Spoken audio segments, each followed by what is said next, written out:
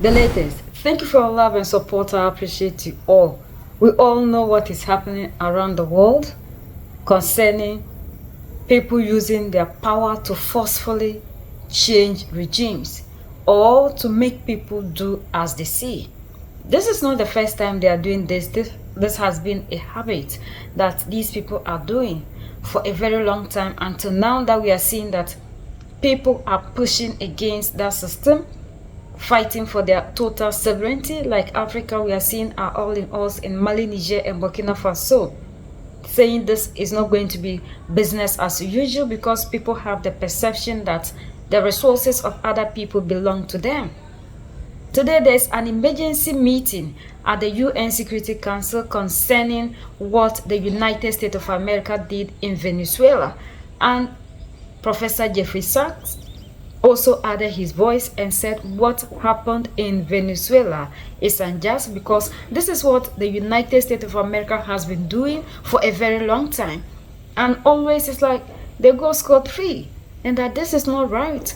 And they don't have to allow anybody to go against the international law to put the laws into his or her own hands to go into countries, causing regime change, taking people out of their countries, all in the name of whatever sole reason that they claim they have. That this is not just, and this is something that they have to condemn because this is the habit of the United States of America. I now give the floor to Mr. Jeffrey Sachs. Mr. President, distinguished members of the Security Council, the issue before the Council today is not the character of the government of Venezuela. The issue is whether any member state, by force, coercion, or economic strangulation, has the right to determine Venezuela's political future or to exercise control over its affairs. This question goes directly to Article 2, Section 4 of the United Nations Charter, which prohibits the threat or use of force against the territorial integrity or political independence of any state.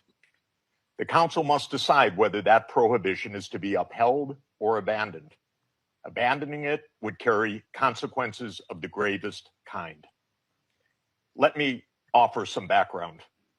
Since 1947, the United States foreign policy has repeatedly employed force, covert action, and political manipulation to bring about regime change in other countries. This is a matter of carefully documented historical record. In her book, Covert Regime Change, political scientist Lindsay O'Rourke documents 70 attempted U.S. regime change operations between 1947 and 1989 alone. These practices did not end with the Cold War.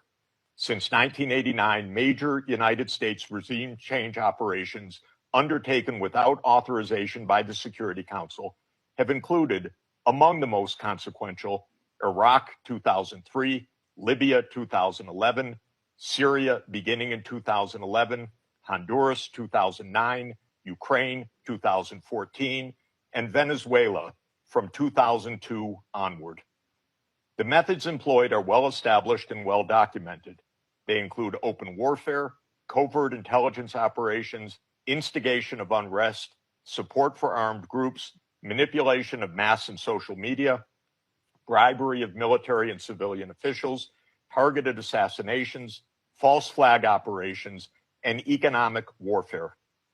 These measures are illegal under the UN Charter, and they typically result in ongoing violence, lethal conflict, political instability, and deep suffering of the civilian population.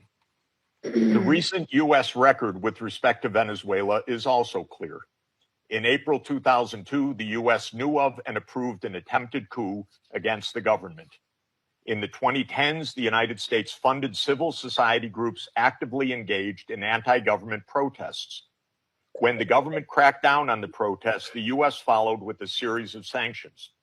In 2015, President Barack Obama declared Venezuela to be, and I quote, an unusual and extraordinary threat to the national security and foreign policy of the United States. In 2017, at a dinner with Latin American leaders on the margin of the UN General Assembly, President Trump openly discussed the option of the U.S. invading Venezuela to overthrow the government.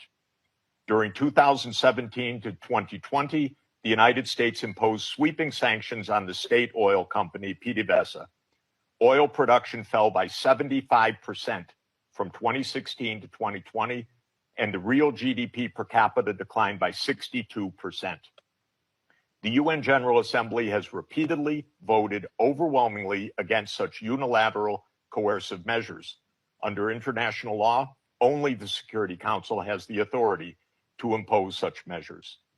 On the 23rd of January 2019, the United States unilaterally recognized Mr. Juan Guaido as interim president, and a few days later froze approximately $7 billion of Venezuelan sovereign assets held abroad and gave the designated authority over certain of these assets. These actions form part of a continuous U.S. regime change effort spanning more than 2 decades. In the past year, the United States has carried out bombing operations in 7 countries, none of which were authorized by the UN Security Council, and none of which were undertaken in lawful self-defense under the Charter. The targeted countries include Iran, Iraq, Nigeria, Somalia, Syria, Yemen, and now Venezuela. In the past month, President Trump has issued direct threats against 6 UN member states, including Colombia, Denmark, Iran, Mexico, Nigeria, and of course, Venezuela. Members of the Council are not called upon to judge Nicolas Maduro. They are not called upon to assess whether the recent U.S. attack and ongoing naval quarantine results in freedom or in subjugation. Members of the Council are called upon to defend international law, and specifically the UN Charter. The realist school of international relations, articulated most brilliantly by John Mearsheimer, accurately describes the condition of international anarchy as the tragedy of great power politics. Realism is therefore a description, not a solution for peace. Its own conclusion is that anarchy leads to tragedy. In the aftermath of World War I, the League of Nations was created to end the tragedy through the application of international law.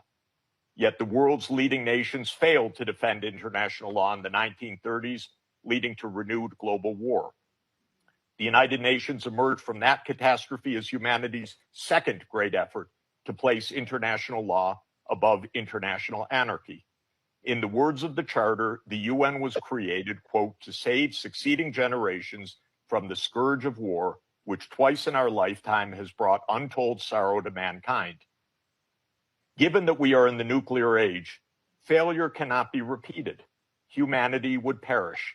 There would be no third chance. To fulfill its responsibilities under the Charter, the Security Council should immediately affirm the following actions.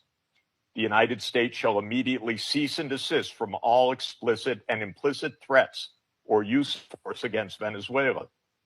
The United States shall terminate its naval quarantine and all related coercive military measures undertaken in the absence of authorization by the UN Security Council. The United States shall immediately withdraw its military forces from within and along the perimeter of Venezuela, including intelligence, naval, air, and other forward deployed assets positioned for coercive purposes. Venezuela shall adhere to the UN Charter and to the human rights protected in the Universal Declaration of Human Rights. The Secretary General, I recommend, should immediately appoint a special envoy mandated to engage relevant Venezuelan and international stakeholders and to report back to the Security Council within 14 days with recommendations consistent with the Charter, and the Security Council should remain urgently seized of this matter.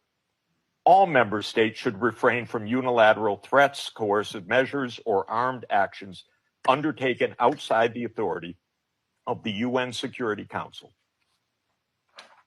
In closing, Mr. President and distinguished members of the Council, peace and the survival of humanity depend on whether the United Nations Charter remains a living instrument of international law or is allowed to wither into irrelevance. That is the choice before this Council today. Thank you very much. He cited a whole lot of things.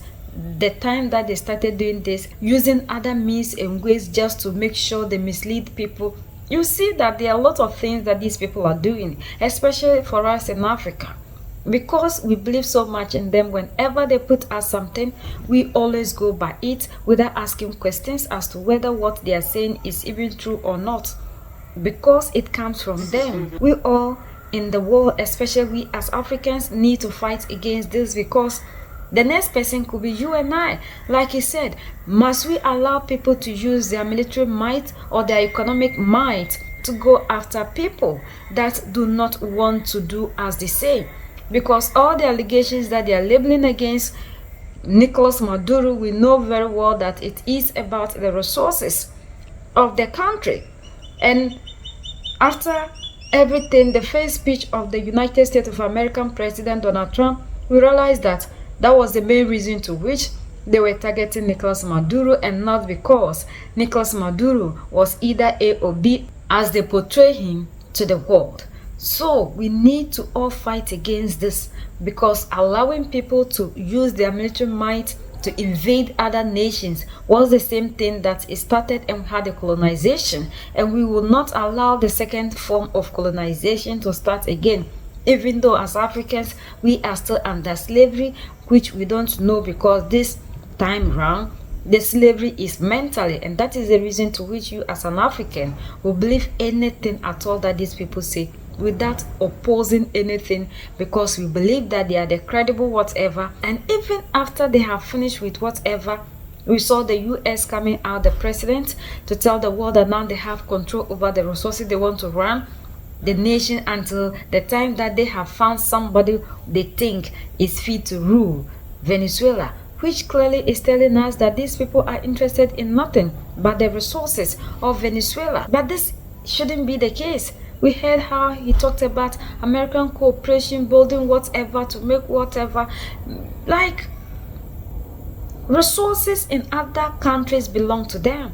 We've seen that Jeffrey Sachs exposes a lot of things that the media houses wouldn't tell us, because these are the things that they use in order to misinform you and I, and we continue to follow these people blindly. But this is the time you and I need to come together to make sure that we do everything possible in our power to feed ourselves with the right information in order to fight for the total liberation of the African. We are the only ones that can set ourselves free. United we stand, divided we fall, and united we keep standing forever and ever. The greatest enemy of the African is mental slavery. So let's decolonize ourselves from mental slavery. Let's keep sharing to educate our brothers and sisters. Together we make Africa great for ourselves and the next generations that are going to come. So that's the latest around the world and in the United States of America.